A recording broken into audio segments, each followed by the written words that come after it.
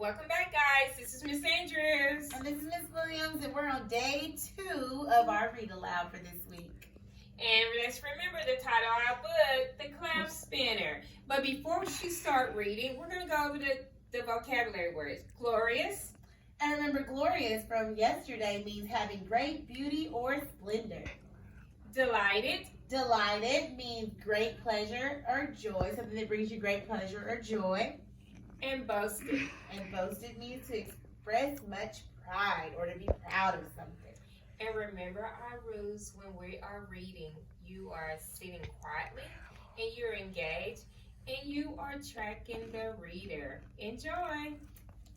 All right, The Cloud Spinner by Michael Catchpool and illustrated or pictures by Allison J.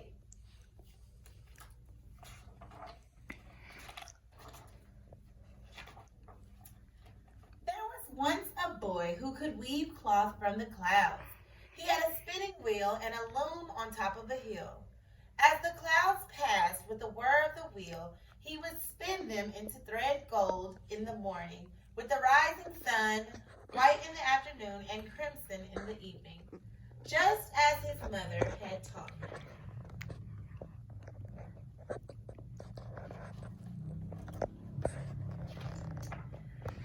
Then, with a clickety-clack of his loom, he would weave the thread into cloth. As he worked, he sang a simple tune his mother had taught him. Enough is enough, and not one stitch more. The boy was wise, which means he was very smart. He spun just enough thread and wove just enough cloth to make 2 scarves. One of pure white he wore over his head when it was hot to protect him from the sun. The other he wore when it was cold. It was a twisted twirl of gold and white and crimson, as soft as a mouse's touch and warm as roasted chestnuts. His mother had taught him well. So I want you to turn and talk to your neighbor, and I want you to think about what lesson did the boy's mother teach him. So go ahead and talk to somebody at home. What lesson did the boy's mother teach him?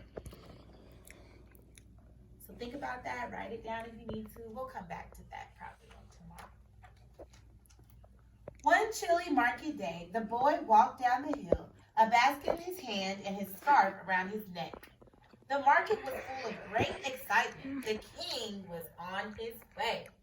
So I remember yesterday, Miss Andrews made a prediction, and then we talked about the king that we saw. So I wonder what the king is up to. Soon the king rode grandly by, hardly noticing the curtsies and cheers, but what his greedy eyes did notice was the wonderful scarf of gold and white and crimson. Tell me, boy, where can I find a scarf of such fine cloth? Nowhere on earth, the boy replied. Then how did you get yours? Snapped the king. I made it, said the boy. Then you will make another for me. A longer one, much longer, for I am the king. But the boy said, it would not be wise to have a long scarf made from this cloth. Your majesty does not need it. How dare you tell me what is wise, shouted the king. I order you to make me a scarf. So I wonder why the boy thought that the king should not have a long scarf. I wonder. So I want you to turn and talk to someone about why do you wonder why the boy thought the king should not have a long scarf? What problem could that have been?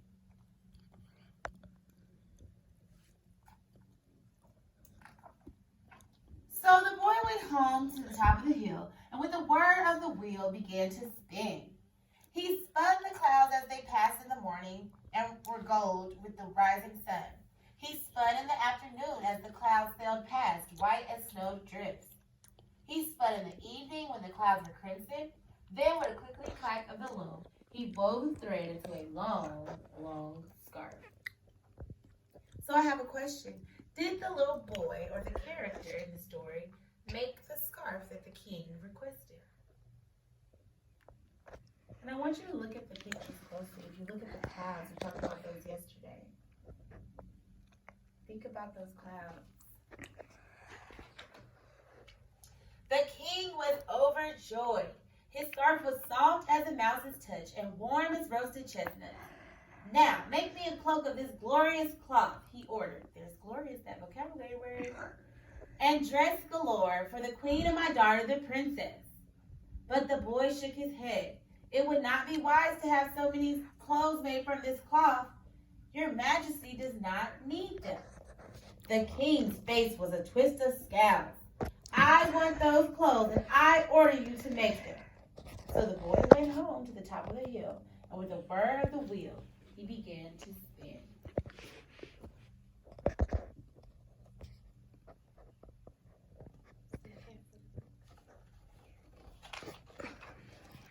He spun the clouds as they passed in the morning and were gold with the rising sun.